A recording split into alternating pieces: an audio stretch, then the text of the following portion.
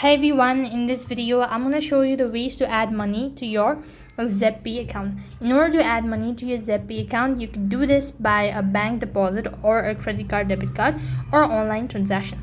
So in order to do it, you have to go ahead and log in into your Zebpay account first of all. And when you're logged into your Zebpay account, then it's going to take you to the home page, which is going to look something like this. Right on this page, press the profile icon located right at the bottom or right in the center, and then it's going to direct you to this field where you have to go ahead and select the deposit method. So while creating your account, you must have been asked to register or link your bank account.